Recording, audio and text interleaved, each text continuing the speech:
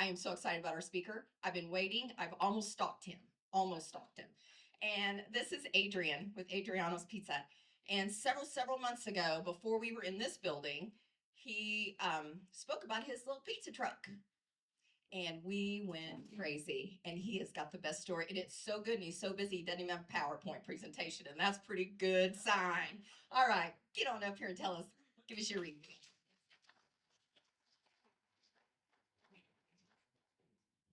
Am I good? Okay, you can hear me. Yeah, it was due to my lack of um, organization that I didn't do my PowerPoint presentation. I didn't do my homework. No, but thank you so much. I appreciate it, and thank you for the introduction. Thank you to Sterling for allowing me to come and do a refill. And it's so great to see so many good, wonderful people here that have helped me start my business. About a year and a half ago, I came and I presented, but prior to that, by the way, my name is, like Adrian Michael with Adriano's Pizzeria. I am a pizza maker and the owner and operator. And I came about 3 years ago. I opened up a small out of my pizza van, got it wrapped and organized like little small events. And I would bring my truck and I would have a portable pizza oven, like these little unis or gauzy ovens, and I would just bring them out and serve 10, 20 people for any little event that they had. And it was a growing business and needed to figure out how to capitalize on the amount of business that was coming in and how to grow and expand. So Darla introduced me to this group and said, you got to come. And there were some other people that were here. Alessandro De Luca, which was one of my mentors at the time. He was helping me try to put something together. And so I came and just about 6 months, just sat just like this and listened and I think I learned more from just coming and sitting than I did after I presented, because you just get such a range of topics from finances to manufacturing, industries, banking. And then just following after that, I went ahead and moved forward and opened up a pizza trailer, which was absolutely fantastic. We set up over on South Campbell. The one thing that I thought the pizza trailer would be better is because it would allow me to serve more people. And I was looking on Instagram and Facebook and seeing all these amazing like pizza trucks and how they design them, and these Neapolitan pizzas, which I wanted to bring something really special to Springfield, which is a Neapolitan style pizza, which is flour, salt, water, yeast. And I added my special ingredient, which is my proprietary blend, which nobody can replicate. And I will share it with you. It's called Passion. Anybody have that? Good, good, good. Without that, none of them, they don't work together. So I went ahead and I was watching this and got super inspired, came here, got even more inspired, and then opened up the pizza truck, set up on South Campbell at Ace Hardware. And then it was like June 11th, and 2024, June 11th, 2024. And that was the hottest week on record. I had no air conditioning in my pizza trailer. I had two ovens that were both at 900 degrees. And I am like dying in there thinking, this can't be like, so I went back on Instagram and I'm like wondering like, where am I going wrong? Do I have to install air conditioning? Because none of them have air conditioning or the tools that I built it based on. And then I'm like looking at the location, Southern California, Orange County, San Diego, San Francisco, Florida, all these different, and I'm like, oh yeah, they have like beautiful weather, Mediterranean style weather. Yeah, no wonder they can operate 7 days a week. I had, I think, 4 seasons in like one day on the trailer. And so then I came here and we chatted and I figured out. So my biggest ask was I needed help finding a location and just to expand. And we found a location. So now in 2025 December, we found a location over. It was called Fat Cat Pizza. So we moved into Fat Cat Pizza, changed it, which was great because it had like the bones and the structure for a pizzeria. So I didn't have to make that initial investment, which was one of the other questions I had for you guys was how do I get financing? How do you scale a business with no money and no resources? And that was the challenge. But overcame the challenge and found some creative financing ways to finance the business, the equipment, and So then from there, so the past 7 months, which brings us to the refill, is now I have, I still want to grow. I still want to expand. We have about 12 employees right now, and we're hiring 2 this week. So we want to continue to grow and expand. And business, we're not like an overnight success, where we have people lined out the door every day, which I don't mind that, but we're also, we haven't seen like a huge decrease in business. It just kind of does this, every day. So which I'm okay with that because I can scale that a little at a time rather than all at once, and then trying to sustain that.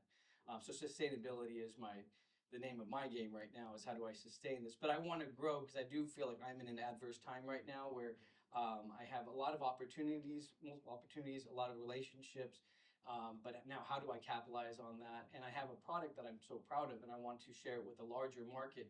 And I have seen shifts in our industry where between 2 and 4, and anybody that has a restaurant or is in a business where the time of the days can have multiple effects, between 2 and 4, we have maybe 1 order come in. So I have a full staff, not a full staff, but I have a good sized staff, and we're trying to figure out what to do with them. And then we have slow seasons that, we drop off business. So I want to scale into the frozen manufacturing business. So that's what I'm here today, is to kind of glean some information from you. I'm trying to find some products, some manufacturers, boxes, labels, and just anything that's going to help put our pizzas on a larger scale so that we can generate revenue when we're after business hours. We already have a brand, we have a location, so now all it is just pulling it all together and then expanding our market to reach. Because I can't do all Springfield. I have people from Nixa, I have people from Ozark that are coming to the pizzeria, so how can we bring those? And then we have Branson, which is not too far from us, so what if we would get those frozen pizzas? I was there not too long ago and ordered Domino's, but I'm like, if I had an Adriano's pizza, I love all pizzas, by the way. I will never bash on pizza. I will eat every type of pizzas. But I was there and I was like, if we had an Adriano's that I can just, and we had a little kitchenette and everything in one of these little resorts. So the opportunity is there, the growth is there. We built the structure, but how do I scale it now? How do I scale this business when we need financing? Now I need to get creative again with financing, possibly a little larger location, and then social media, how to promote this area of our manufacturing business. And then lastly, so 1, 2, 3, yeah, I think that's really it, is how do I grow our frozen pizzas? We are currently right now at Mama Jean's, Getaway Golf, Brown Derby, and Empire Coffee, which is in Rogersville, and then we're working with Harder House right now. So I told the Harder House, just stop. As you said, I need to give you a little, I need a month to figure out how I'm going to put this all together. So I think the opportunity is there. I know the opportunity is there. I just don't have a direction, and I don't know how to prioritize my time. And where do I focus on most? Is it the pizzeria? Is it our catering? Is it this new business? And you guys may just say, just slow down. Or you may say, no, speed it up while you have the momentum. So that's where I'm really here for. I know it's a lot. I've given you a lot to think about it. And I feel like it just did like a machine gun approach. But I really want to focus on the manufacturing part of the business and trying to scale that. So, we can get this product out to more people because I think it's a good product. And I know it's a good product, and I'm excited to share it with more people in the Southwest, the Midwest. Let's not do Southwest Missouri. Let's do all of the Midwest of the United States.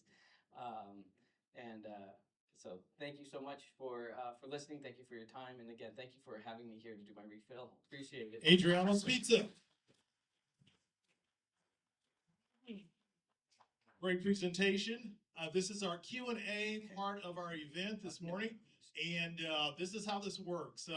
I'm going to ask the first question, but if you'd like to ask a question or have some information for Adrian, raise your hands, state your name and what organization that you're with. I'm Samuel, and Adrian, and there are literally hundreds of restaurants here in Springfield. What's your plan to stand out and to kind of communicate to the general public that you're there at your location? Well, definitely word of mouth. That's definitely our best way. We built our business when I first came on three core values. It's integrity. You know, we will never compromise on our product. We will also maintain a quality product, so no compromising. Excellence. Everything we do, whether it's making an artisan pizza or whether it's mopping the floor or wiping down tables, we will always do the best to our ability. And then selflessness. So we always put others first. We'll never put ourselves first. And I always tell my employees, and I tell them, like, you know, it's so important right now. You know, I don't have time to put your best interests first right now. Right? I have to put Adriano's best interest before I put yours in. But usually, what's best for Adriano's is going to be best for you. So we always put ourselves, and part of Adriano's is our customers. So we always put them first in everything that we do. And we created that culture. So I'm hoping that when you come into the pizzeria, you will feel a sense of that we actually care and we're intentional about what we're doing. So I'm hoping that that will distinguish us. It's a genuine, authentic, not only pizza, but experience. Joe Rios, Marshfield Mail, Zimmer Radio, program production, pick whatever title. First of all, I want to acknowledge your excitement, because when you're passionate about something, it's like, if I can just take that energy that you've got and put that wherever you look at it, whatever marketing plan, whatever face-to-face, getting the word out about what you do, people pick that up everywhere you go. And of course, that's limited to where you're at because you're only one person. Mhm. You had mentioned word of mouth and things like that in your business as it's continuing to grow. What is here's one of those click words, whatever you're in the business, what you do, your demographic. Everybody likes pizza. I think most do. But you try to concentrate in a certain area. You had talked about different parts of Springfield. What is your expansion growth right now that you're looking at? But I guess the big question is this: what are you doing to multiply the amount of who you are, what you do? Yeah. Because that's what it's all about. Yeah. If somebody says marketing's not in their plan, they're in the wrong business. Yeah. No matter what it is. So for you, that's my question. Yeah. So our basic demographics, I mean, it's hard for the pizzeria. It's I would say it's more like between 28 to 48. You're looking for something that, you know, maybe you've traveled to Italy, maybe you're from Italy. We have a high percentage of Russians, Ukrainians, and Europeans that come to our pizzeria.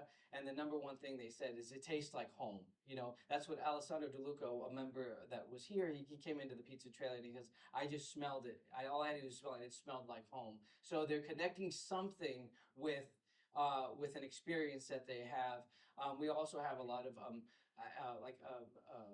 foodies and food critics that want and that want an experience. And lastly, I think and I'm tapping into this demographics because of the pizzeria, but it was always meant to be more for people that had a little bit more disposable income, that are willing to spend a little more for a higher quality, that cared about their health and what they're putting into their body, because I will never serve anything that I wouldn't, to my customers, that I wouldn't serve to my kids. I have a family, and I always put in the back of my mind, if this was my family, what would I be serving them? So in all of our ingredients, we make sure that that's important. So, but now that we have, now that my family's expanded, now that we have the pizzeria, we're now focusing on, we're trying to figure out how do we incorporate families into this. And that is also due to the size of the pizzas. At first they were 10 inches, 12 inches, now they're 14-inch pizzas. So trying to adjust to that demographic has been a little challenging. And then how to replicate this. Every frozen pizza that I put out there, it's a representation of my brand, of my market. So if I can get more freezer space, and then we also capitalizing on other products like frozen dough balls. We were putting those together. So that's kind of where I'm at right now with my demographics, is people that care about their health, care about, are willing to spend a little bit more for a quality product, and aligning themselves with something that they identify with. Keisha Messina with Shelter Insurance. I live in Rogersville. I'm really excited to go to Empire and try your pizza. Yes. But hearing what you just said about people caring about what they put into their bodies might shoot my question down. because I was going to suggest that you check out breweries, Yes. and which I'm sure you've probably already done. A lot of breweries around town already make their own pizzas, but if they have the convenience of something that's higher quality and frozen that they could just throw into their oven and, make better, maybe that's pop-ups there or something like that. Yes. That might be a new place, and those are usually family-friendly areas, believe it or not. So. Yeah, I think Rocco's used to do that. They would make their own dough balls and sell them like frozen, and then they would sell them to other small entities or even pizzerias. And that is a growing demand, especially like in a pizzeria like ours. The pizzeria that I took over called Fat Cat, the owner, great guy, was an absentee owner. So he wanted everything as simple as possible, what he can do to maximize profit at a lower cost. So he would bring in frozen dough balls, and then it was nice, it was clean. You didn't have to worry about the flour, the hydration levels. You just grab it. So we're looking at convenience is more of a buzzword in our culture. What is most convenient? I have like 15 frozen pizzas in my freezer, and I just grab one out for the kids, and I'll just make it real quick. So it's really the convenience. But yes, breweries are a great option, and I would like to look into more of that. But that's fermented beer. So and then wine. It's good. Yeah, I think Jesus drank wine, right? So I think we're okay on that. Great refill, Adrian, Thank Gage you. Smart, financial planner. One of the things I always like to talk about is working on the business rather than in the business. So my question to you is, can you talk a little bit more about your employees and kind of what their roles are? Are they just kind of the service staff in the restaurant? Or do you have anyone that's helping you with things like marketing, management, and sales? Yeah, absolutely. So we do have an organization chart that we've created. So I'm mostly in charge of vision and finances. And then we do have, and then the next tier that goes down is going to be our leads. So they're managers, but they're more leads, and then those leads are responsible for others. So I just look to the next one down. So what I do is I'm a big fan of the 1 minute manager. So I like their concept when Ken Blanchard talks about doing empowering your staff, because I keep on telling. So I spend a lot of time in the beginning with my assistant manager, and we go over processes, we go over dough formulas, we have incentive programs for them so that they can grow and expand. I told them I can't afford to pay you much hourly, but the more revenue we generate, when you get labor costs down. So I give them tangible goals, and we work together, and then now they own it. And then when they do hit those goals, I praise them for them. So I'm always constantly pouring into them as much as I can. And when I pour into them, then the care, I always tell them too. Before we put, I mean, we were so good about caring for our customers, but if we don't care for our staff, then they're not, then they won't be adequately cared for. So the more I invest in the staff and give them tools and resources to help them succeed, and I always tell them, I'm here to support you. So I give them a lot of creativity, but I tell them you can be creative within this box. Don't go out of this box. So I said, I want you to develop a great formula for the dough. I want you to add a Polish or a biga when I talk to my dough boys. I want you to think of something that's going to give, but it has to be sustainable. We have to be able to replicate it and stay within this box. You can't change the flour that we're using. You can't change the hydration because we need it for the oven. And so I allow them to get creative with what they have. So to answer your question is to empower them and to give them a timeline, and then I step back. So this week, we are expecting a child this week, so I was a little nervous today. So I told my manager, I said, I'm not going to be there. And it's interesting what I've noticed. I mean, is that, because we did this before. I went to Tulsa and I left them by themselves. But it's amazing how much they rise to the occasion and to my standards once I set them high, how much they will rise to it when I'm not there. And they actually do better when I'm not there, because they first they understand the culture that we've created of this caring and empowerment. But then secondly, they now feel they have the ability to lead. And one of the greatest compliments I have is I have an 18-year-old, and he's been with us for 2 years, with Fat Cat. And then when I took over, I inherited him. And he said, he thanked me, and he said, it's really because I gave him lead for one day. So one night he gets to run it, he gets to organize it, he gets to send people home when it's slow. And as an 18-year-old, and there's 30-year-olds, a 42-year-old that's there, and he says, he goes, when I'm there, and this is his quote, he goes, it's really cool. I'm like a leader. And I said, it's in your title. It says lead. Yes, you are a lead. I'm glad you figured that out now. But it's really cool to see how they can grow into something. And I tell them, even if you're here for a day, like when I first hired them, I said, even if you're here for a day or for a week, my goal is to watch you grow and to see where you will be, because we're not competing against other pizzerias around here. We're not competing, we're competing against ourselves. So where were you a year ago, and look how far you've grown. And that's what I always encourage them. So that's how I'm able to walk away and to start the manufacturing business and then empower them. And then we just leave these little DNAs of Adriano's all around Missouri.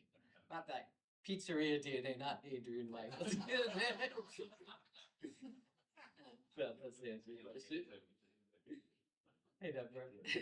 You know I love this, and you have every single quality needed to be a successful entrepreneur.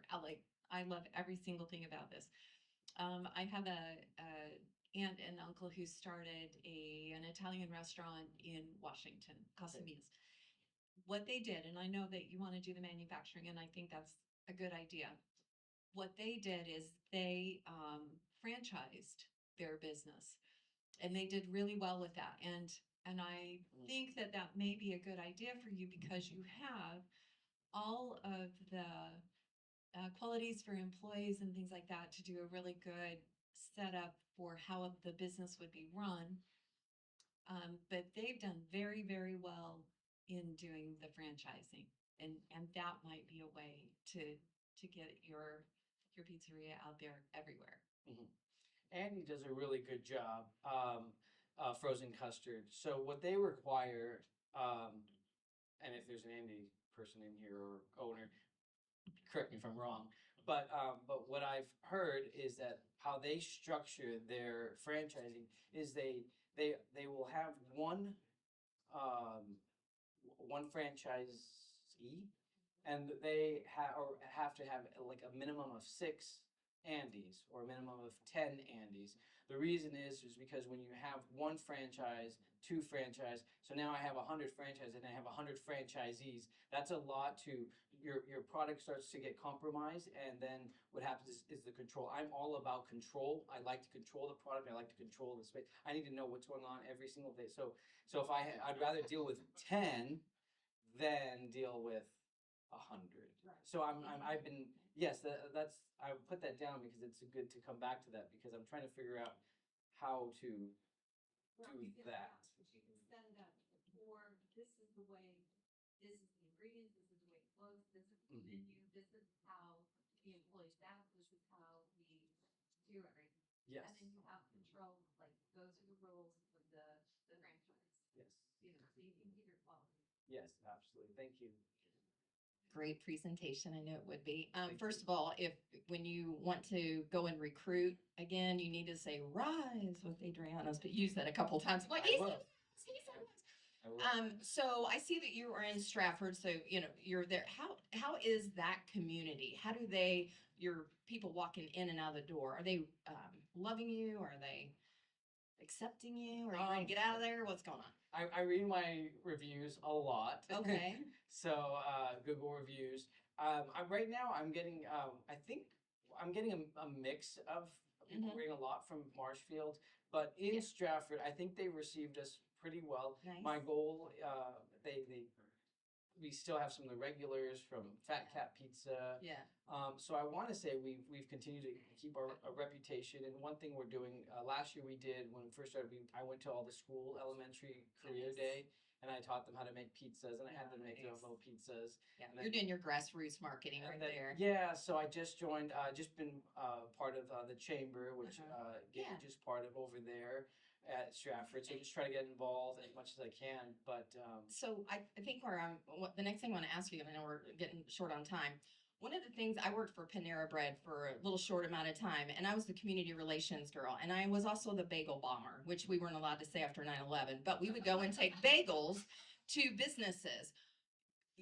I would make contact with the breweries. I love that idea, because they got the food trucks usually because they don't have food, but boy, if they've got something they can put in the oven or whatever, and you take some sample pizzas and you create a sample program to get that started, and that might be the kickoff. And then you get those people encouraging you and talking, and that could stir it up just a Yeah. thought.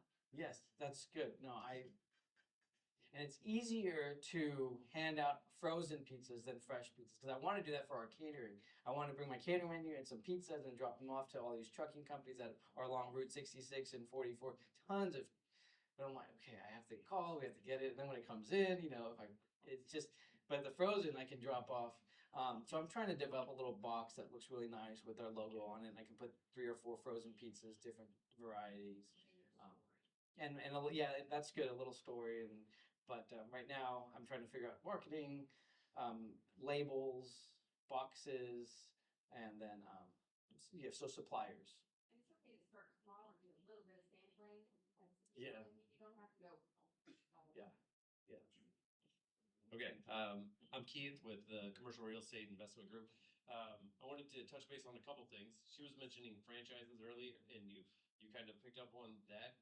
Have you read E-Myth Revisited? No, I haven't. You definitely need to. I think I've heard it. You need to put that book on your list because it is directly what you are doing. You're building a business, and it talks about the importance of building a business that is set to be franchised, whether or not you franchise it or not. It's you want to build it so that it could be, and then it helps you have the control that you want on the business, have things set up in a way, but still be able to step away. And like you're saying, whenever you step away, they do better, right? Yes. So it talks a lot about that. I think you'll learn a lot from the E-Myth Revisited, and I think you should check that out. All right, we are out of time. I know there are a few more hands in the audience. Adrian, are you going to be around for a minute? Yeah, I'll be around. Okay, Yeah. if you would like to ask him a question, he'll be around for a minute. And we have one more question for you. Yes. What can we do as a community to help you? Stop by, come to the pizzeria.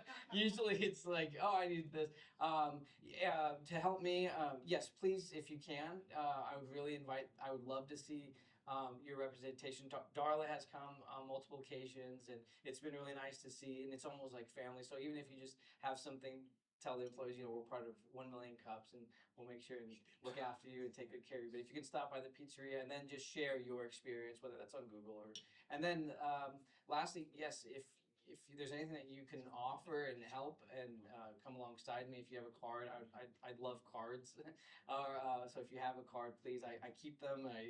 If I still have, I have like a whole stack full of just cards, and I'll go through them. So if you have a card, I'd like to connect with you as well. What's the liquor address? For the pizzeria? Oh yeah, 204 South State Highway 125 in Stratford. So it's on Route 66 and 125. There's a little corner. It's on the corner there. Thank you, Chris. Yeah.